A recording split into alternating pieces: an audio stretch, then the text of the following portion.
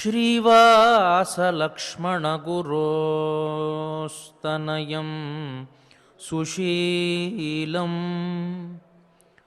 तत्प्राप्तसर्वनिगमान्तरहस्यबोधम्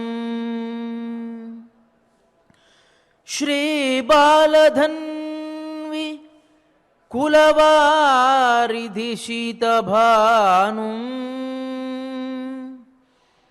श्रीशैललक्ष्मणगुरुं शिरसा नमामि। श्रीशैललक्ष्मणगुरुं शिरसा नमामि। श्रीवेङ्कटाचलाधीशं श्रियाध्यासितवक्षसं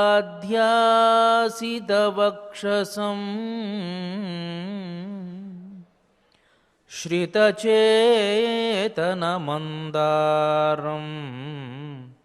श्रीनिवासमहं भजे।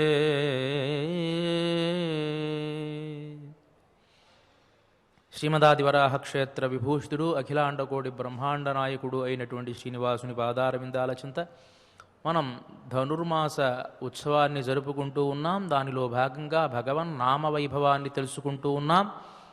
అదే సందర్భంలో ఆ రోజు ఉన్నటువంటి పాశుర అర్థాన్ని కూడా తెలుసుకుంటూ ఉన్నాం. ఇవాల్టి ఈ పాశురం యొక్క అర్థాన్ని మనం తెలుసుకుని ఇవాల్టి కార్యక్రమంలోకి ప్రవేశిద్దాం.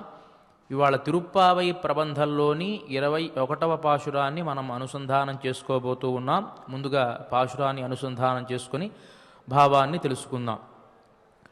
ఏత్త కనంగళ్ ఎదిరు పొంగి మీదళిప్ప మాత్తాదే పాల్శుర్యం వళ్ళల్ పెరుంబశుక్కళ్ ఆత్త పడైత్తాన్ మగనే அறிவுராய் ஊத்தமுடையாய் பெரியாய் உலகினில் தோத்தமாய் நின்ற சுடரே துயிலழாய் மாத்தார் உனக்கு வலிதொலைந்துன் வாசற்கண் ஆத்தாது வந்துன் அடிபணியுமா போலே పోత్తియాం వందోం పుహళిందేలోరెంబావాయ్. నిన్నటి పాశురంలో గోపికలంతా కూడాను కృష్ణ పరమాత్మని మేలుకొలిపితే ఇంకా ఆయన మేల్కాంచకపోవడం వల్ల ఇవాల్టి ఈ పాశురంలో కూడాను ఆయన వైభవాన్ని కీర్తిస్తున్నారు. ఓ స్వామి, నీ వైభవం ఎలాంటిది అంటే ఏత్త కణంగళ్ ఎదురు పొంగి మీదలిప్ప, ఆయన ఐశ్వర్యం ఎలాంటిదో చెబుతూ ఉన్నారు. పాత్రలు తీసుకుని వెళ్ళి గోవుల కింద గనక ఉంచితే పితకకుండానే ఆ పాలు స్రవించేటువంటి ఔదార్యం కలిగినటువంటి గో సమూహాన్ని కలిగినటువంటి నందగోపుని కుమారుడా అని కీర్తిస్తున్నారు. అంత ఔదార్యం కలిగినటువంటి గోవులు కలిగిన నందగోపుని యొక్క కుమారుడివయ్యా నీవు. నందగోపాలన్ అని చెప్పి నందగోపుణ్ణి కీర్తిస్తూ ఏత్త కణంగళ్ ఎదిరి పొంగి మీదళిప్ప మాత్తాదే పాల్చర్యం వళ్ళల్ పెరుం పశుక్కళ్ ఆత్త పడైత్తాన్ మగనే అరివురాయ్. ఓ స్వామి మేలుకో. ఊత్తముడయాయ్, మంచి పరాక్రమం కలిగినటువంటి వాడు. పెరియాయ్, వేదస్వరూపుడైనటువంటి వాడివి. ఉరహినిల్ తోత్తమాయి నింద్ర షుడరే తుయిలయాయ్, ఈ లోకంలో అనేకమైనటువంటి అవతారాలు ధరించి నీ యొక్క ఉనికిని చాటుకునేటువంటి స్వభావం కలిగినటువంటి వాడివయ్యా. పెరియాయ్ ఉలహినిల్ తోత్తమాయ్ నింద్ర షుడరే తుయిలయాయ్ మాత్తార్ ఉనక్ వలితొలైందున్ వాశర్కణ్. మేము నిన్ను ఏ విధముగా ఆశ్రయించాము అంటే అహంకారంతో వచ్చి ఆశ్రయించడం లేదు, కేవలం దాసభావనతో వచ్చి ఆశ్రయిస్తూ ఉన్నాము. మా దాసభావన ఎలాంటిదో తెలుసా? పూర్తిగా ఒక రాజు దగ్గర శత్రుత్వంతో తమ ఐశ్వర్యాన్ని రాజ్యాన్ని కోల్పోయినటువంటి రాజులు ఏ విధముగా అయితే శత్రురాజుల దగ్గరికి వచ్చి మేము ఓడిపోయాము అని అంగీకరిస్తూ ఉంటారో అదే విధముగా మేము కూడా మాత్తార్ ఉనక్ వలితొలైందున్ వాశర్కణ్ ఆత్తాదు వందున్ నడిపణియుమా పోలే పోత్తియాం వందోం. మేమంతా కూడాను మా అహంకారాన్ని పూర్తిగా, అంటే స్త్రీత్వ భావన అయినటువంటి అహంకారాన్ని పూర్తిగా మేము చంపుకొని నీ వాకిట వచ్చి నిలిచాము, మమ్ము అనుగ్రహించవలసింది అని చెప్పి ఈ పాశురం ద్వారా ఆ పెరుమాళ్ళని కీర్తిస్తూ ఉన్నారు. ఇది ఇవాల్టి పాశురం యొక్క భావం. ఇక మనం ప్రతిరోజు మాదిరిగానే వెంకటేశ్వర అష్టోత్తరాలలో ఉండేటువంటి ముఖ్యమైనటువంటి నామాల వైభవాన్ని తెలుసుకుంటూ ఉన్నాం. ఇవాళ మనం తెలుసుకోబోయేటువంటి నామం సరస్వామి తటీజుషే నమః అనేటువంటి నామం. ఈ నామం యొక్క గొప్పతనం ఏమిటో, ఈ నామానికి ఉండేటువంటి అర్థం ఏమిటో మనం తెలుసుకోవాలి. ఇది 8వ నామం వెంకటేశ్వర అష్టోత్తరంలో. స్వామి పుష్కరిణీ తీరంలో విహరించేటువంటి ఓ స్వామి నీకు నమస్కారము అని అర్థం. అసలు ఈ స్వామి పుష్కరిణి ఎక్కడి నుంచి వచ్చింది అనేటువంటి వృత్తాంతాన్ని మనం తెలుసుకోవాలి. ఒక్కొక్క పురాణంలో 2 పురాణాలు మనకు తెలియజేస్తాయి. ఒక పురాణంలో వరాహస్వామి ఈ భూమిని ఉద్ధరించినటువంటి తర్వాత వైకుంఠంలో ఉండేటువంటి క్రీడాచలాన్ని తీసుకుని వచ్చేటువంటి సందర్భంలోనే ఆ క్రీడాచలంలోనే ఉండేటువంటి ఒకానొక సరస్సే ఈ స్వామి పుష్కరిణి అని వరాహ పురాణం మనకు తెలియజేస్తుంది. ఐరమ్మదం తటాకశ్చ వైకుంఠేయస్తు తిష్టతి స ఏవ గీయతే చాత్ర స్వామి పుష్కరిణీతి చ. అక్కడ ఉండేటువంటి ఆ క్రీడాచలంలో ఉండేటువంటి ఐరమ్మదం అనేటువంటి పేరు కలిగినటువంటి ఒక తటాకం. ఆ పర్వతాన్ని ఎప్పుడైతే తీసుకుని వచ్చి గరుత్మంతుడు ఇక్కడ పెట్టాడో ఆ పర్వతంలో ఉండేటువంటి ఐరమ్మదం అనేటువంటి తటాకంతో సహా తీసుకుని వచ్చాడు కదా. ఆ ఐరమ్మదం అనేటువంటి తటాకానికే మనం స్వామి పుష్కరిణి అని పేరు పెట్టుకుని పిలుస్తూ ఉన్నాం. ఇది స్వామి పుష్కరిణి అయింది అని మనకు వరాహ పురాణం తెలియజేస్తుంది. ఇక హరివంశంలో ఉండేటువంటి శేషధర్మంలో ఉండేటువంటి విశేషాన్ని తెలుసుకుందాం. ఏమిటి అంటే ఒకానొక కల్పంలో సరస్వతీదేవి గొప్ప తపస్సు చేసిందట. అంటే సరస్వతీదేవి అంటే బ్రహ్మ యొక్క భార్య అయినటువంటి సరస్వతి. ఆమె నదీ రూపాన్ని కూడా సంతరించుకుంది కాబట్టి ఒక గొప్ప తపస్సు చేసింది. ఆ తపస్సు చేసేటువంటి సందర్భంలో ఆమె మనస్సులో ఏమి సంకల్పించుకుంది అంటే, సహజంగా నదుల అన్నిటిలో కల్లా గంగా నది చాలా పవిత్రమైనది అని మనం అంటాం కదా. అలాంటి కీర్తి తనకు కూడా కలగాలి అనేటువంటి ఉద్దేశంతో గొప్ప తపస్సు చేస్తూ ఉన్నది. ఆ పేరు నాకు రావాలి, గంగ కంటే కూడా ఉత్తమమైనటువంటి కీర్తి ప్రతిష్టలు నాకు కావాలి అని తపస్సు చేస్తూ ఉంటే, అదే సందర్భంలో బ్రహ్మ మానసపుత్రుడైనటువంటి పులస్త్య మహర్షి ఆ నదీ తీరానికి వచ్చాడు. బ్రహ్మకు మానసపుత్రులైనటువంటి వాళ్ళు మొట్టమొదట సనక, సనందన, సనత్సుజాత, సనత్కుమారులు. వీళ్ళు ఎప్పుడు బ్రహ్మ ఎందువల్ల మానస సృష్టి చేశాడు అంటే, ఈ సృష్టి విస్తారంగా చెయ్యాలి అంటే, సృష్టిని బాగా విస్తరింపచేయాలి అంటే తన ఒక్కడి వల్ల కాదు కాబట్టి తన మనస్సులో కొంతమందిని సంకల్పించుకున్నాడు, వీరి ద్వారా సృష్టి చేద్దాము అని. అలా సంకల్ప మాత్రం చేతనే పుట్టినటువంటి వాళ్ళు సనక, సనందన, సనత్కుమార, సనత్సుజాతులు. ఆ సంకల్పం ఎలాంటిది అంటే సాత్వికమైనటువంటి సంకల్పం. సాత్వికమైనటువంటి సంకల్పంతో ఉద్భవించారు కాబట్టి ఆ మహర్షులంతా కూడాను సృష్టి కార్యక్రమంలో మేము ఉండము, మాకు ఆ సృష్టిలో విముఖత ఉన్నది, సుముఖత లేదు. ఎందువల్ల అంటే, సృష్టి కనుక చేస్తే మా వల్ల సృష్టింపబడితే వారి యొక్క బాగోగులు మేము చూసుకోవాలి, వారు ఏదైనా కష్టపడితే ఆ సంబంధం వల్ల మాకు కూడా కష్టం కలుగుతుంది. కాబట్టి సృష్టి భాగంలో మేము పాలు పంచుకోము, మాకు మంచి వేదాంత జ్ఞానం కలిగింది కాబట్టి మేము ఆ పరమాత్మ ధ్యానాన్ని చేసుకుంటూ వెళ్ళిపోతాము అని చెప్పి బ్రహ్మకు నమస్కారం చేసి, ఈ సృష్టిలో మాత్రం మా పాత్రను ఉంచవద్దు అని ప్రార్థించారు బ్రహ్మను. అంటే బ్రహ్మ మొట్టమొదటిగా తన సంకల్పంతో చేసినటువంటి సృష్టి ద్వారా ఏర్పడినటువంటి వాళ్ళు ఈ సనక, సనందన, సనత్కుమార, సనత్సుజాతులు అనేటువంటి వాళ్ళు. ఎప్పుడైతే వీరు ప్రార్థించారో, సరే మీరు తపస్సు చేసుకుంటూ ఉండండి. అందువల్లే ఈ వీళ్ళ నలుగురు కూడాను ఎల్లప్పుడూ కూడా చిన్నపిల్లలలానే ఉంటారట. అంటే వేదాంత జ్ఞానంతో ఉండేటువంటి వాళ్ళు కాబట్టి వీళ్ళు ఆ చిన్నపిల్లల మనస్తత్వంతోనే ఉన్నారు కాబట్టి ఎంత వృద్ధులైనప్పటికీ కూడాను చిన్నపిల్లలానే ఉంటారు. వాళ్ళు చిన్నపిల్లలు అని అనుకుంటారు అందరూ కూడా. అలా వాళ్ళు వెళ్ళిపోయిన తర్వాత బ్రహ్మ మళ్ళీ సృష్టి చెయ్యాలి అని చెప్పి ఒక 10 మంది ఋషులను తన మనస్సు ద్వారా సృష్టించారు. వాడు ఎవరంటే, భృగు, మరీచి, రత్రిశ్చ, అంగిరాహ, పులహ, క్రతు, మనుర్దక్షో, వశిష్ఠశ్చ, పులస్త్యశ్చేతి తే దశ. ఒక 10 మంది మహర్షుల్ని ఆయన సృష్టించాడు. ఎవరంటే భృగు మహర్షి, మరీచి మహర్షి, అత్రి మహర్షి, అంగిర మహర్షి, పులహ మహర్షి, క్రతువు అనేటువంటి మహర్షి, మనువు, దక్షుడు, వశిష్ఠుడు, పులస్త్యుడు. ఈ 10 మంది మహర్షులను సృష్టించి వీరి ద్వారా సృష్టి కార్యక్రమాన్ని చెయ్యాలి అని సంకల్పించుకున్నాడు. వీరంతా కూడాను బ్రహ్మ యొక్క అవయవాల ద్వారా ఉద్భవించినటువంటి వారే కానీ సరస్వతికి బ్రహ్మ యొక్క సంపర్కం వల్ల ఉద్భవించినటువంటి వారు కారు. అందువల్లే మానస సృష్టి, బ్రహ్మ మానస సృష్టి ద్వారా ఉద్భవించినటువంటి వాళ్ళు వీళ్ళంతా. అలాంటి ఆ మహర్షులలో పులస్త్యుడు అనేటువంటి మహర్షి ఈ సరస్వతీ నదీ తీరానికి తపస్సు చేయడం కోసం వచ్చాడు. సరస్వతీదేవి ఏమో నదీ రూపాన్ని సంతరించుకొని తాను కూడా గొప్ప కీర్తి ప్రతిష్టలు ఆర్జించాలి అని తపస్సు చేస్తూ ఉంటే, ఈ మహర్షి వెళ్ళినటువంటి సందర్భంలో సరస్వతీదేవి భావించింది కదా, మన పిల్లవాడే కదా అని అనుకుంది. కానీ పులస్త్యుడికి కోపం వచ్చింది. నేను ఇంత గొప్ప మహర్షిని కదా, బ్రహ్మ యొక్క మానస పుత్రుణ్ణి కదా, మరి నన్ను గౌరవించాలి కదా ఒక మహర్షిగా. నన్ను గౌరవించకుండా స్తబ్దంగా ఉంది కాబట్టి ఆమెకు ఒక శాపాన్ని ఇచ్చాడు. ఎంత చమత్కారమో చూడండి. ఇక్కడ లోకల్లో ఏ పిల్లవాడైనా కూడాను తల్లి దగ్గర నుంచి మర్యాద ఆశిస్తాడా? ఎవరో అంటారు సహజంగా చమత్కారంగా, ఢిల్లీకి రాజైనా తల్లికి కొడుకే అని. ఎలా ఉండాలి తల్లి దగ్గర? మర్యాదగా ఉండాలి. కానీ తల్లి నన్ను మర్యాద చేయలేదు, గౌరవించలేదు, నేను ఇంత కీర్తి ప్రతిష్టలు ఆర్జించాను కదా అని అనుకుంటే కుదురుతుందా? ఎందువల్ల అలాంటి భావన వచ్చింది అంటే, తాను సరస్వతీదేవికి జన్మించినటువంటి వాడు కాదు, బ్రహ్మ యొక్క మానసపుత్రుడు కాబట్టి, బ్రహ్మ యొక్క మనస్సు ద్వారా పుట్టినటువంటి వాడు కాబట్టి.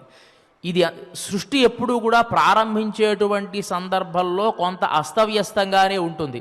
ఆ అస్తవ్యస్తంగా చేసినటువంటి తర్వాత బ్రహ్మ తన తప్పులు సరిదిద్దుకుంటూ ఉంటాడు. ఎలా అంటే, ఓహో ఇలా ఉంటే ఇలాంటి మానసికమైనటువంటి లక్షణాలు వస్తాయి కాబట్టి ఇలా సృష్టి ఉండకూడదు, ఇలా సృష్టి ఉంటే వారితో సంబంధ బాంధవ్యాలు ఉంటాయి, వారిని మర్యాదపూర్వకంగా చూస్తారు అని రకరకాలుగా తన సృష్టిని మార్చుకుంటూ ఉంటాడు. కాబట్టే ఉదాహరణకి మనం చూస్తాం, కశ్యప ప్రజాపతికి రాక్షసులు జన్మించారు, దేవతలు జన్మించారు, నాగపాములు జన్మించాయి, పక్షులు జన్మించాయి. అంటే సృష్టి పూర్వ కాలంలో అలా జరిగింది.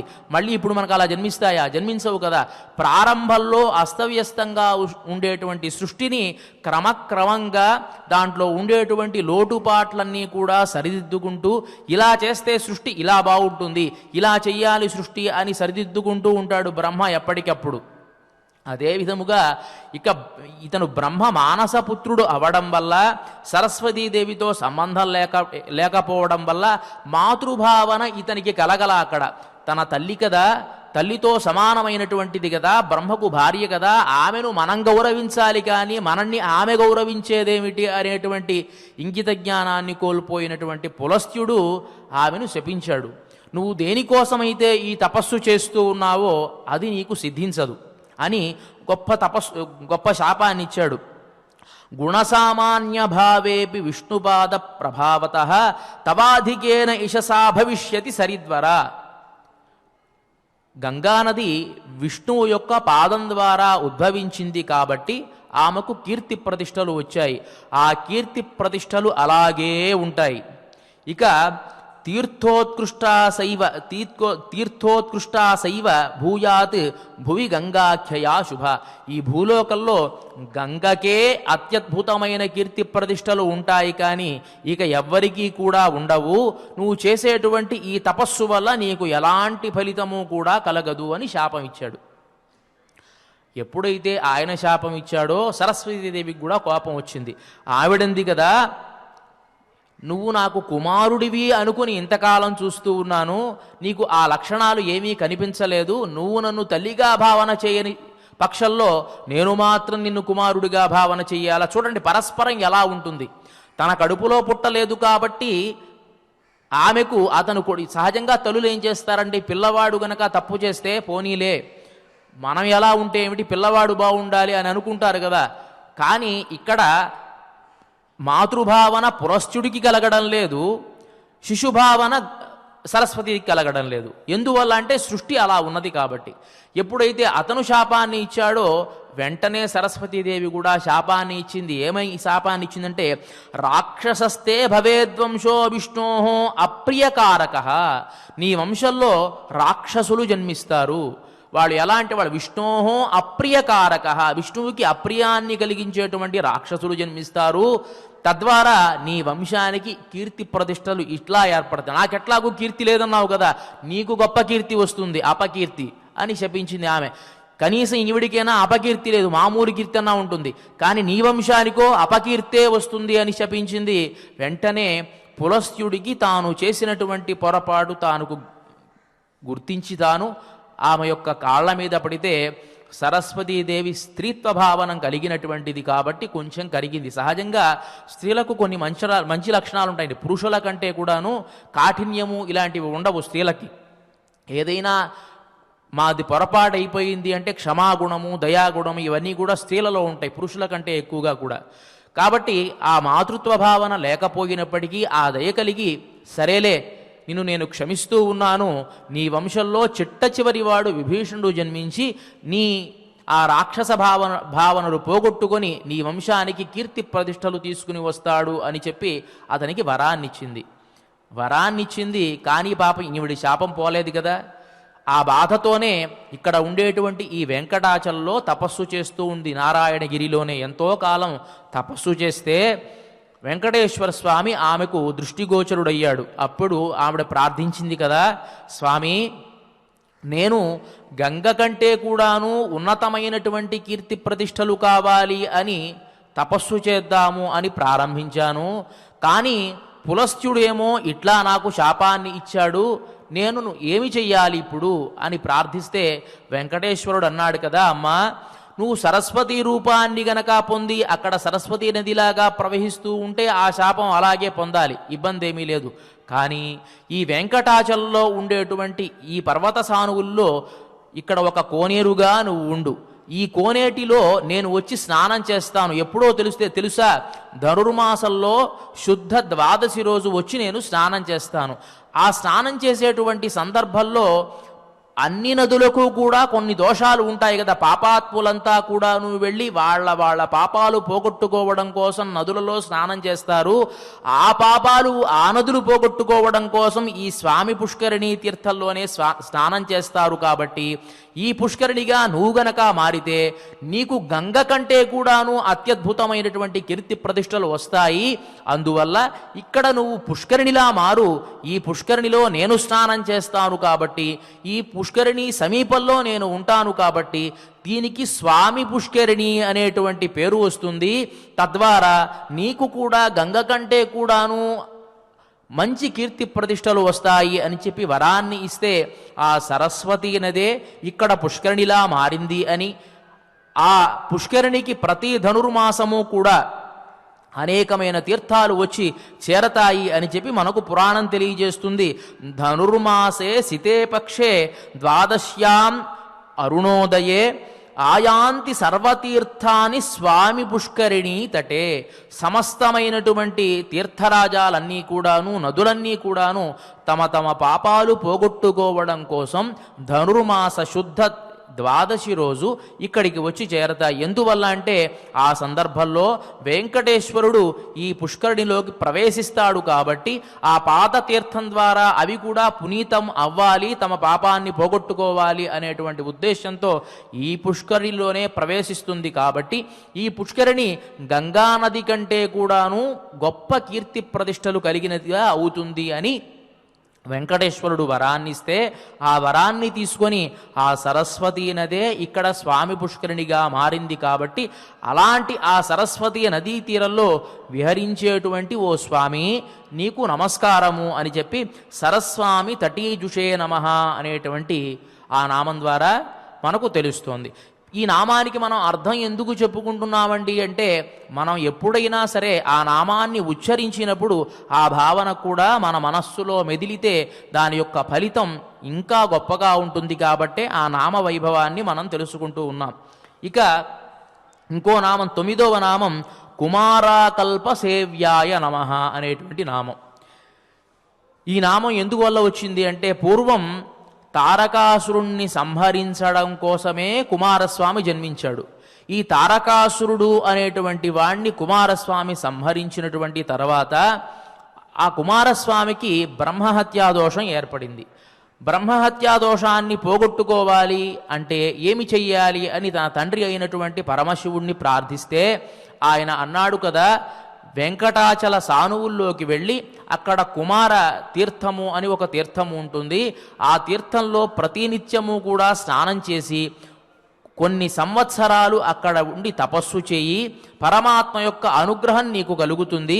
కలిగినటువంటి సందర్భంలో ఆయన ప్రత్యక్షమైనప్పుడు నువ్వు ఆయన్ని ఈ బ్రహ్మహత్యా దోషాన్ని పోగొట్టవలసిందిగా ప్రార్థించు అని చెప్పాడు. అదే విధముగా కుమారస్వామి కూడా మొట్టమొదట వచ్చేటువంటి సందర్భంలో కపిల తీర్థంలో స్నానాన్ని చేసుకొని ఇక్కడికి వచ్చి ఈ కుమారధారలో తాను స్నానం చేస్తూ ఇక్కడే ఆ స్వామిని 12 సంవత్సరాలు పూజించాడు అని, తపమాచరించాడు అని, ఆ తపమాచరించినటువంటి సందర్భంలో వెంకటేశ్వరుడు ఆ స్వామికి ప్రత్యక్షమయ్యాడు అని ఆ సందర్భంలో సమస్త దేవతలు వచ్చి ఆయన్ని కీర్తిస్తూ ఉంటే ఆ కుమారస్వామి వెంకటేశ్వర స్వామిని ప్రార్థించాడు. స్వామి, నాకు ఉండేటువంటి ఆ బ్రహ్మహత్యా దోషాన్ని పోగొట్టవలసింది అని ప్రార్థిస్తే నీకు బ్రహ్మహత్యా దోషం పోతోంది కుమారా అని చెప్పి ఆయనకు ఆశీర్వచనాన్ని ఇచ్చి ఈ కుమారధారకు ఈ ధారకు కుమారధార అనేటువంటి పేరు వస్తుంది అని అన్నాడు. మనకు ఒక అనుమానం వస్తుంది, కుమారధార అని ముందే పేరు ఉంది కదండి, మరి కొత్తగా కుమారధార అని పేరు రావడం ఏమిటి అని అనుమానం వస్తుంది. ఆ విషయాన్ని, ఆ శంకను పోగొట్టుకోవడం కోసం మనకు మార్కండేయ పురాణంలో ఇంకో గాథ కూడా ఉన్నది. ఏమిటంటే ఆ కుమారధారలో ఒకానొక సందర్భంలో భగవద్భక్తుడైనటువంటి ఒక వృద్ధుడు స్నానం చేస్తే అతను కుమారుడిగా మారాట. అంటే చిన్న పిల్లవాడిగా మారాడు కాబట్టి ఆ ధారకు కుమారధార అని పేరు వచ్చింది. కానీ కుమారస్వామి మళ్ళీ అదే పుష్కరుడిలో స్నానం చేశాడు కాబట్టి దానికి కుమారధార అని తర్వాత నామధేయం వచ్చింది. అంటే కుమారస్వామిని పురస్కరించుకుని వచ్చినటువంటి పేరే తప్ప ఆ పేరు కాదు ఇది. కుమారధార అంటే కుమారస్వామి ఇక్కడ తపస్సు చేసినందువల్ల, ఆ స్వామి అనుగ్రహాన్ని పొందినందువల్ల వచ్చినటువంటి పేరు కుమారధార. ఆ క్షేత్రంలో ఎవరైతే స్నానాలు చేస్తారో పరిపూర్ణమైనటువంటి ఆరోగ్యం వస్తుంది. వారికి వార్ధక్యం పోవడం పక్కన పెట్టండి, పూర్వకాలంలో వార్ధక్యం పోయింది, కానీ ఇప్పుడు ఎవరైతే అనారోగ్యవంతులు ఉంటారో వారికి ఆరోగ్యం కలుగుతుంది అని చెప్పి ఈ నామం ద్వారా మనకు తెలియజేశారు. ఇక తర్వాత నామం 10వది వజ్రిదృగ్విషయాయ నమః. ఇంద్రుడికి గోచరించినటువంటి వాడు వజ్రిదృగ్. వజ్రి అంటే వజ్రాయుధాన్ని ధరించినటువంటి వాడికి దృగ్విషయాయ నమః, కంటికి కనిపించినటువంటి స్వామికి నమస్కారము అని. ఎప్పుడు కనిపించాడంటే అంటే ఈ ఇంద్రుడు ఒకానొక సందర్భంలో చేయకూడనటువంటి తప్పు ఒకటి చేస్తే ఒక శాపాన్ని పొందాడు. ఆ శాపాన్ని విమోచనం పొందాలి అని ఇక్కడ ఉండేటువంటి విశ్వక్సేన తీర్థము అనేటువంటి ఆ తీర్థం కింద తాను తన వజ్రాయుధాన్ని తీసుకొని తొవ్వి ఒక తీర్థాన్ని తానే కల్పించుకొని, పాతాళ తీర్థాన్ని అక్కడ స్నానం చేస్తూ ప్రతిరోజు కూడాను ఆ స్వామి యొక్క అనుగ్రహం కోసం తపస్సు చేస్తే ఆ స్వామి గోచరించి ఆ ఇంద్రుడికి శాప విమోచనాన్ని చేశాడు. కాబట్టి వజ్రిదృగ్విషయాయ నమః అనేటువంటి పేరు ఇక్కడ ఆ స్వామికి ఏర్పడింది. అంటే ఇంద్రుడికి సాక్షాత్కరించినటువంటి ఓ స్వామి నీకు నమస్కారము అని. నా కోసం నమః అంటే మహా, నా కొరకు నేను లేను, నీ కొరకే నేను అని దానికి అర్థం అన్నమాట. నమః అంటే నమఃపదానికి అది అర్థము. ఇక 11వ నామం అయినటువంటి సువర్చల సుతన్యస్త సైనాపత్య భరాయ నమః. అంటే సువర్చల అనేటువంటి కుమారుడికి సైనాధిపత్యాన్ని ఇచ్చినటువంటి ఓ స్వామి నీకు నమస్కారము అని. అసలు ఈ సువర్చల ఎవరు, ఆమె యొక్క కుమారుడు ఎవరు అనేటువంటి విషయం మనకు వామన పురాణం తెలియజేస్తుంది. ఏమిటి అంటే పూర్వం కృతయుగంలో కుంతల అనేటువంటి ఒక అప్సర స్త్రీ, ఆమె దుర్వాస మహర్షి యొక్క శాపం వల్ల మానవకాంతగా జన్మించాల్సిన అగత్యం ఏర్పడింది.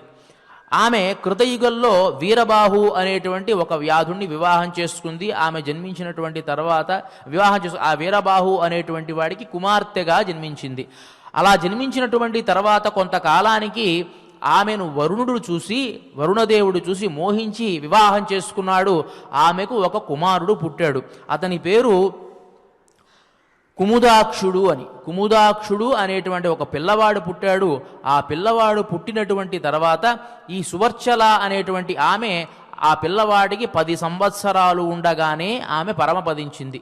తాను మరణించింది తన పూర్వస్థితి అంటే శాప విమోచనమైపోయి, దుర్వాస మహర్షి శాపాన్ని ఇచ్చాడు అనుకున్నాము కదా, నీకు కుమారుడు జన్మించినటువంటి తర్వాత 10 సంవత్సరాలకు నువ్వు మరణిస్తావు, అప్పుడు నీకు శాప విమోచనం కలుగుతుంది, పూర్వరూపమైనటువంటి అప్సర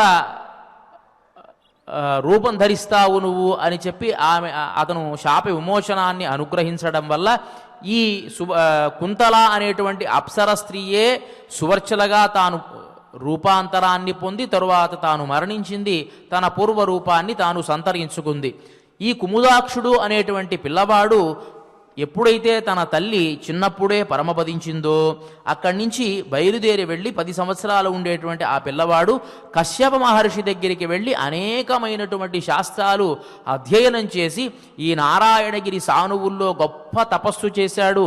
ఆ తపస్సు చేయడం వల్ల విష్ణువు యొక్క అనుగ్రహాన్ని, వరాహ రూపంలో ఉన్నటువంటి భగవానుడి యొక్క అనుగ్రహాన్ని తాను పొంది, నువ్వు నా సేనలకు అధిపతిగా ఉంటావు అని చెప్పి విశ్వక్సేన పదవిని, అంటే ఆ కుముదాక్షుడు అనేటువంటి వారు ఎవరైతే ఉన్నారో అతనే మనం చూస్తూ ఉంటాం. ఇప్పుడు ఏ ఉత్సవాలు జరిగినా సరే విశ్వక్సేనుడే ముందుకు వస్తాడు. అంటే సేనాపతి ఎప్పుడూ కూడాను రాజుకు ముందుగా వచ్చి ఇక్కడ ఉండేటువంటి లోటుపాట్లను అన్నీ కూడా చూసి సజావుగా అన్ని పద్ధతులు సాగుతూ ఉన్నాయా లేవా, శత్రువులు ఎవరూ లేరా ఉన్నారా అని గమనించడం అనేటువంటిది సేనాధిపతికి ఉండేటువంటి లక్షణం. కాబట్టి ఆ విశ్వక్సేనుని యొక్క స్థానాన్ని ఈ కుముదాక్షుడు అనేటువంటి వాడికి ఇవ్వడం జరిగింది.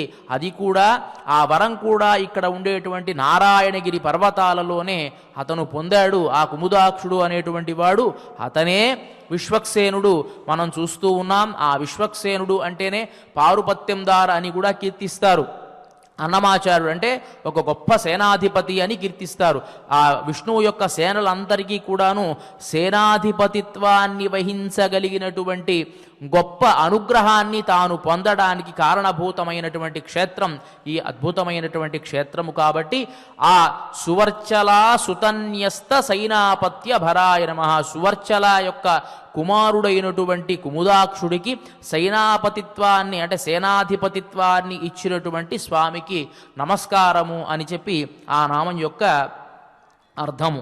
ఇక 14వ నామం అయినటువంటిది సదావాయుస్తుతాయ నమః, ఎల్లప్పుడూ కూడా ఆ వాయువు చేత కీర్తింపబడేటువంటి వాడు అని. వాయువు పూర్వకాలంలో ఇక్కడ తపస్సు చేసి ఎల్లప్పుడూ కూడా ఈ పర్వత ప్రాంతంలోనే నేను ఉండాలి అని ఒక గొప్ప వరాన్ని పొందాడు అని.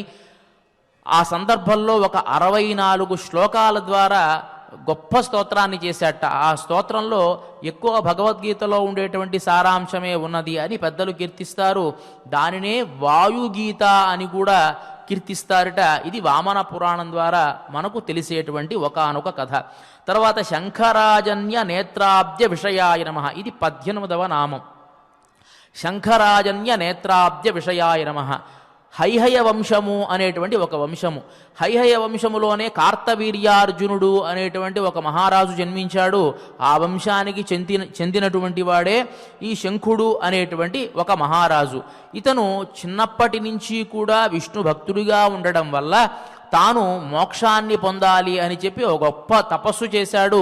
ఇక్కడ కొన్ని సంవత్సరాలు తపస్సు చేస్తే పరమాత్మ యొక్క అనుగ్రహం కలిగి వెంకటేశ్వరుడు ప్రత్యక్షమైతే ఆ ప్రత్యక్షమైనటువంటి సందర్భంలో అగస్త్యుడు మొదలైనటువంటి మహర్షులంతా కూడాను వచ్చి ఆ స్వామిని కూడా కీర్తిస్తూ స్తోత్రం చేశారట.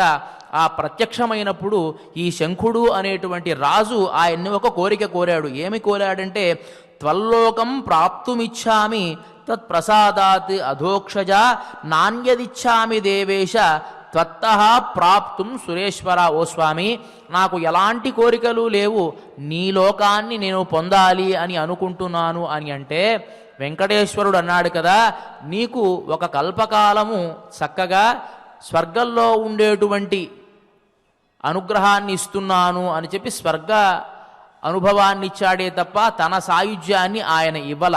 ఎందువల్ల ఇవ్వలేదు అంటే మోక్షము అనేటువంటిది భక్తి ద్వారా వచ్చేటువంటిదే కానీ, భక్తి ప్రపత్తుల ద్వారా సంప్రాప్తించేదే కానీ తపస్సు ద్వారా వచ్చేటువంటిది కాదు అని నిరూపించడం కోసం, నాయన నువ్వు చేసినటువంటి తపస్సుకు నేను సంతోషించాను, కానీ నువ్వు మాత్రం స్వర్గంలో ఉండు అని చెప్పి స్వర్గాది భోగాలు నీకు ఇస్తున్నాను, అక్కడ నువ్వు పూజింపబడతావు అని ఆయనకు వరాన్నిచ్చాట ఆ స్వామి. అందువల్ల శంఖ రాజన్య, శంఖుడు అనేటువంటి రాజుకి నేత్ర అబ్జ విషయాయ నమః, నేత్ర పద్మాలకు గోచరించినటువంటి స్వామికి నమస్కారము అని ఆ నామానికి అర్థం. ఇక 19వ నామమైనటువంటిది వసూపరిచరిత్రాత్రే నమః. ఇది ఒక వృత్తాంతం. వసువు అనేటువంటి ఒక రాజు ఉండేటువంటి వాడు, ఇతను చేది రాజ్యానికి సంబంధించినటువంటి వాడు. ఈ వసు అనేటువంటి రాజు ఒక గొప్పవాడు, గొప్ప వరాన్ని పొంది ఉన్నాడు. ఏమిటి అంటే ఉపరిచర వసువు అని కూడా ఇతనికి పేరు. ఉపరిచర వసువు అంటే ఇతనికి ఎంత గొప్ప కీర్తి అంటే ఆకాశ మార్గంలో కూడా సంచరించగలిగేటువంటి తపశ్శక్తి కలిగినటువంటి వాట ఇతను. ఎందువల్ల కలిగింది అంటే దేవతలు అతనికి ఆ వరాన్ని ఇచ్చారు, నువ్వు ఆకాశ మార్గంలో సంచరించగలవు అని. ఎందువల్ల ఇచ్చారండి అంటే దేవతలకు రాక్షసులకు యుద్ధం జరిగినటువంటి సందర్భంలో దేవతల పక్షాన తాను ఉండి రాక్షసుల్ని దునమాడాడు కాబట్టి దేవతలు ఇతనికి ఈ వరాన్ని ఇచ్చారు. కాబట్టి ఉపరిచర వసువు అని ఇతనికి పేరు. వసూపరిచరిత్రాత్రే నమః అనే దానికి అర్థం ఏమిటంటే ఒకానొక సందర్భంలో ఈ వసువు దగ్గరికి దేవతలు మహర్షులు వచ్చారట. ఇద్దరూ వచ్చి మాకు ఒక గొప్ప తగువ ఏర్పడింది, ఆ తగువుకి నువ్వే న్యాయ నిర్ణేతవిగా ఉండాలి, నువ్వే న్యాయాన్ని చెప్పాలి అని ప్రార్థించారు. ఏమిటి ఆ తగువు అంటే వాళ్ళకు వచ్చినటువంటి సమస్య, అందరూ యజ్ఞయాగాది క్రతువులు చేస్తారు కదా, పశు విశసనం అనేటువంటి ఒక కార్యక్రమం ఉంది. అంటే మేకను బలివ్వడం, అది ఒక వైదికమైనటువంటి ప్రక్రియ. అందరూ అనుకుంటా కనిపించిన మేకనల్లా బలివ్వరు, దానికి కొన్ని లక్షణాలు ఉన్నాయి. ఆ లక్షణాలు కలిగినటువంటి మేకలు దొరకవు కూడా సహజంగా, దానికి ఎంతో వెతుకుతారు, ఆ మేకనే తీసుకుని వస్తారు. అది పెద్ద వైదికమైనటువంటి ప్రక్రియ. ఆ మంత్రాలన్నీ చెప్పి ఆ పశు విశసనం చేస్తారన్నమాట. ఇది దేవతలకు ప్రీతికరమైనటువంటిది. అంటే అక్కడ వాళ్ళు చెప్పేటువంటి మాట దేవతలకు ప్రీతికరమైనదా లేకపోతే మాకు ప్రీతికరమైనదా, ఏది పరమాత్మకు ఇష్టమైనదో నువ్వు నిర్ణయించాలి. ఈ యజ్ఞంలో కొంతమంది పశు విశసనం చేస్తారు, మేకను బలిస్తారు, కొంతమంది ఔషధులతో హోమాన్ని చేస్తారు. ఏది శ్రేష్టమైంది అనేటువంటిది నువ్వు నిర్ణయించాలి. అంటే ఔషధులతో చేసేటువంటి యాగం గొప్పదా లేకపోతే పశు విశసనం ద్వారా చేసేటువంటి యాగం గొప్పదా, రెండిటిలో పరమాత్మకు ప్రీతిపాత్రమైనటువంటి యాగమేదో నువ్వు నిర్ణయించాలి అని చెప్పి ఆ న్యాయ నేతృత్వాన్ని అతనికి ఇచ్చారన్నమాట. మళ్ళీ ఇంకో తిరకాసు పెట్టారు, నువ్వు గనక ఈ న్యాయ నేతృత్వంలో ఏదైనా పక్షపాత ధోరణి గనక చూపిస్తే నీకుండేటువంటి ఆ ఉపరిచరమను వసువు అన్నాం కదా, ఆ ఉండేటువంటి ఆ వరం పోతుంది, ఆ వైభవాన్ని నువ్వు కోల్పోతావు అని అన్నారు. కానీ ఇక్కడ చమత్కారం ఏమిటి అంటే ఈ ఉపరిచర వసువుకి కొంత పక్షపాతం ఉన్నది. ఎందువల్లంటే దేవతల పక్షంలో ఉండి తాను వరాన్ని పొందడం ఒకటి, వారి పక్షంలో ఉండి వారికి సహాయం చేశాడు కాబట్టే కదా ఈ వరం వచ్చింది. ఆకాశ మార్గంలో గమనం వారి వల్లే ఉంది కాబట్టి కొంచెం మొహమాటపడ్డాడు. కొంచెం మొహమాటపడి అన్నాడు కదా, మహర్షి దేవతా మధ్యే పూర్వం పూజ్యాహి దేవతాః అని. మహర్షులకు దేవతలకు గనక వస్తే ముందు పూజించదగినటువంటి వాళ్ళు దేవతలే అని చెప్పి ఆయన న్యాయాన్ని నిర్ణయించాడు. నిర్ణయించేటప్పటికీ వీరన్నారు కదా, సరే నీ న్యాయబద్ధమైందో కాదో మాకు తెలియదు, మేమేమి చెబుతున్నామంటే దీంట్లో గనక న్యాయం లేకుండా పక్షపాత ధోరణి గనక నువ్వు కనపరిచినట్లయితే నువ్వు పాతాళ లోకానికి వెళ్ళిపోతావు, అక్కడ నువ్వు కష్టాన్ని అనుభవిస్తావు అని అంటున్నావు. లేదా ఒకవేళ నువ్వు నిజంగానే న్యాయం చేస్తే ఆ పాతాళ లోకానికి మేమే వెళ్ళిపోతాము అని చెప్పి మహర్షులు అనగానే ఆ ఇచ్చినటువంటి న్యాయంలో పక్షపాత ధోరణి ఉండడం వల్ల ఈ ఉపరిచర వసువు అనేటువంటి వాడు పాతాళ లోకానికి వెళ్ళిపోయాడు. ఇతను స్వతసిద్ధంగా గొప్ప విష్ణుభక్తుడు అవడం వల్ల పాతాళలోకానికి వెళ్ళిపోయిన ఆ భగవన్నామస్మరణ చేస్తూ ఉన్నాడు. ఈ లోపల పాతాళలోకంలో ఉండేటువంటి రాక్షసులంతా ఇదే అదునుగా దొరికాడు కదా, ఇంతకు పూర్వం దేవతల పక్షంలో ఉండి యుద్ధం చేసి మనల్ని హింసించాడు, దొరక్క దొరికాడు, వీణ్ణి మనం కుళ్ళబొడుద్దాం అని చెప్పి అనేకమైనటువంటి అస్త్రశస్త్రాలు తీసుకుని వచ్చి హింసిస్తూ ఉంటే తన భక్తుడైనటువంటి ఉపరిచర వసువేమో భగవన్నామస్మరణ చేస్తూ ఉన్నాడు. పరమాత్మ అయినటువంటి శ్రీహరి అతన్ని కాపాడడం కోసం సుదర్శనాన్ని ప్రయోగిస్తే ఆ సుదర్శనం ద్వారా రక్షింపబడ్డాడు ఈ ఉపరిచర వసువు అని మనకు పురాణం తెలియజేస్తోంది. అదే సందర్భంలో పరమాత్మ గరుత్మంతుణ్ణి పంపించి ఈ పాతాళ లోకంలో ఇతన్ని ఉంచవద్దు, ఇక్కడి నుంచి మళ్ళీ యథాస్థితిగా అతని చేతి రాజ్యానికే తీసుకుని వద్దాము అని గరుత్మంతుణ్ణి పంపిస్తే గరుత్మంతుడు హుటాహుటిన వెళ్ళిపోయి రాజా నా భుజంపై నువ్వు అధిరోహించు అంటే చాలా వినయపూర్వకంగా ఆయన అన్నాడు కదా, ఓ గరుత్మంత, నీ భుజాలపైన అధిరోహించేటువంటి యోగ్యత ఉన్నవాణ్ణి నేను కాదు. ఈ భుజాల మీద అధిరోహించాల్సినటువంటి వాడు ఎవరు అంటే వేదవేద్యుడైనటువంటి హరి, కాబట్టి నేను ఇక్కడ అధిరోహించను అని వినయపూర్వకంగా చెప్పడం వల్ల అతని భక్తికి మెచ్చుకున్నటువంటి గరుత్మంతుడు అతని కాళ్ల ద్వారా అతని పట్టుకొని ఎక్కడైతే శంఖరాజన్య నేత్రాబ్జ విషయాయ నమః అని మనం చెప్పుకున్నాము కదా, అక్కడ ఎప్పుడైతే పరమాత్మ సాక్షాత్కరిస్తూ ఉన్నాడో ఆ సందర్భంలోనే పాతాళలోకంలో ఉండేటువంటి ఈ ఉపరిచర వసువుని ఇక్కడికి తీసుకుని వచ్చి స్వామి యొక్క సాక్షాత్కారాన్ని కావించి తరువాత మళ్ళీ అతన్ని తీసుకుని వెళ్ళి చేతిరాజ్యానికి రాజుగా ఉంచారు. అలా కొంతకాలం తాను ఉండి మోక్షాన్ని పొందాడు అని మనకు పురాణం తెలియజేస్తోంది. కాబట్టి ఇక్కడ వసూపరిచరిత్రాత్రే నమః, ఆ వసువు ఉపరిచర వసువుని కాపాడినటువంటి ఓ స్వామి నీకు నమస్కారం చేస్తూ ఉన్నాను అని చెప్పి ఆ నామం యొక్క అర్థము.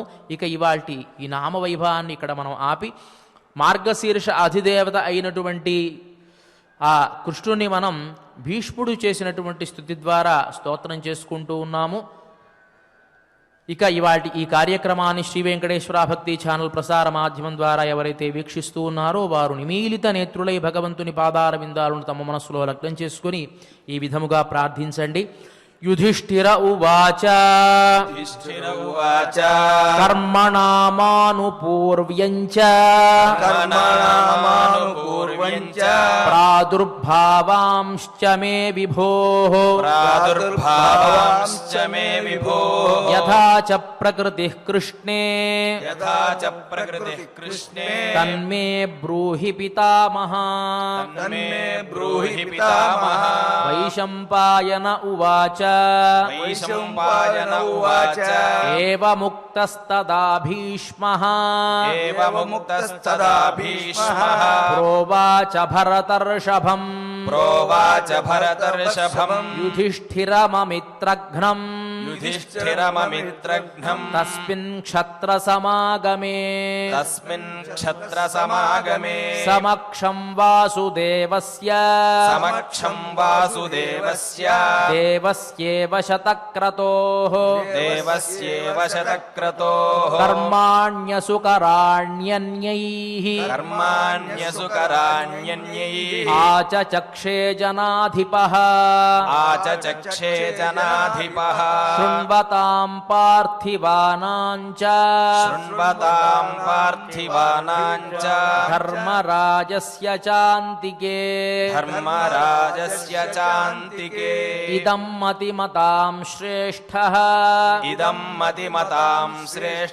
కృష్ణం ప్రతివిశాంపతే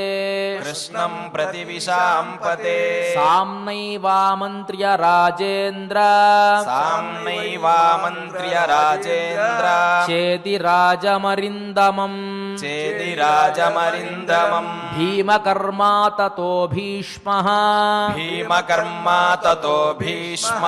భూయః స ఇదమబ్రవీత్ కురూణాంచాపి రాజానం యుధిష్ఠిరమువాచ భీష్మ ఉవాచ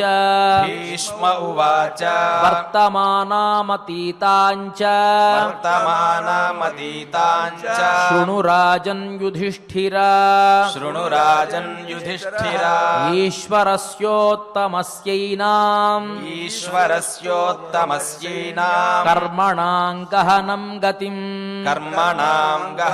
गतिम् अव्यक्तो व्यक्तलिङ्गस्थः अव्यक्तो व्यक्तलिङ्गस्थः य एष भगवान् प्रभुः य एष भगवान् प्रभुः परानारायणो देवः परानारायणो देवः स्वयंभूः प्रपितामहः स्वयंभूः प्रपितामहः सहस्रशीर्षः पुरुषः सहस्रशीर्षः पुरुषः ध्रुवो व्यक्तः सनातनः ध्रुवो व्यक्तः सनातनः सहस्राक्षः सहस्रास्यः सहस्राक्षः सहस्रास्यः सहस्रचरणो विभुः सहस्रचरणो विभुः सहस्रबाहुः साहस्रः सहस्रबाहुः साहस्रः देवो नाम सहस्रवान् देवो नाम सहस्रवान् सहस्रमकुटो देवः सहस्रमकुटो देवः विश्वरूपो महाद्युतिः विश्वरूपो महाद्युतिः अनेकवर्णो देवादिः अनेकवर्णो देवादिः अव्यक्ताद्वै परे स्थितः अव्यक्ताद्वै परे स्थितः असृजत्सलिलं पूर्वम् असृजत्सलिलं पूर्वम् स च नारायणः प्रभुः स च नारायणः प्रभुः ततस्तु भगवांस्तो ये ततस्तु भगवांस्तो ये ब्रह्माणमसृजत् स्वयम् ब्रह्माणमसृजत् स्वयम् ब्रह्मा चतुर्मुखो लोकान् ब्रह्मा चतुर्मुखो लोकान् सर्वास्तानसृजत् स्वयम् सर्वास्तानसृजत् स्वयम् आदिकाले पुरा ह्येवम् आदिकाले पुरा ह्येवम् सर्वलोकस्य चोद्भवः सर्वलोकस्य चोद्भवः इति श्रीमहाभारते श्रीमहाभारते सभापर्वणि अर्घाभिहरणपर्वणि भीष्मवाक्ये अष्टात्रिंशेऽध्याये त्रयोदश श्लोकाः భీష్మ పితామహుడు అగ్రతాంబూలాన్ని కృష్ణుడికే ఇవ్వాలి అని చెబితే దాన్ని వివరంగా విస్తారంగా వివరించమని చెప్పి ధర్మరాజు ప్రార్థిస్తే దానికి ఛేదిరాజు అయినటువంటి శిశుపాలుణ్ణి ముందుగా పెట్టుకొని అతనికి అర్థమయ్యే విధముగా ఆ కృష్ణ పరమాత్మ యొక్క వైభవాన్ని భీష్మ పితామహుడు చెప్తూ ఉన్నాడు. ఈ లోకాన్ని అంతటినీ సృష్టించినటువంటి వాడు ఆయనే. పూర్వకాలంలో ఈ నీరు అంతా ఉండేటువంటి సందర్భంలో జలప్రళయం సంభవించినటువంటి సందర్భంలో ఆ జలం నుంచి కమలాన్ని ఉద్భవింపజేసి దాని నుండి కూడా బ్రహ్మను ఉద్భవింపజేసినటువంటి పరమాత్మ సాక్షాత్తు ఈ కృష్ణ పరమాత్మే అని చెప్పి ఎన్నో నామాలు కలిగినటువంటి వాడు 1000 నామాలు కలిగినటువంటి వాడు అని చెప్పి రకరకాలుగా ఆ కృష్ణ పరమాత్మని స్తోత్రం చేసేటువంటి సందర్భం ఇది. దానిలోని 13 శ్లోకాలు మనం అనుసంధానం చేసుకున్నాం. మనం ధన్యులం. ఇక ఇవాల్టి ఈ కార్యక్రమాన్ని క్షమాప్రార్థన నుంచి మంగళం వరకు కూడా మనమంతా కలిసి పారాయణ చేసి మంగళకరంగా ముగిద్దాం. అధ క్షమా ప్రార్థనా యదక్షరపదభ్రష్టం మాత్రాహీనం చ యద్భవేత్ తత్సర్వం క్షమ్యతాం దేవ నారాయణ నమోస్తుతే. అథ భగవత్సమర్పణం కాయేన వాచా మనసేంద్రియైర్వా బుద్ధ్యాత్మనా వా ప్రకృతే స్వభావాత్ కరోమి యద్యత్ సకలం పరస్మై నారాయణాయేతి సమర్పయామి. అథ మంగళం శ్రియః కాంతాయ కళ్యాణ నిధయే నిధయేర్థినాం శ్రీవేంకట నివాసాయ శ్రీనివాసాయ మంగళం.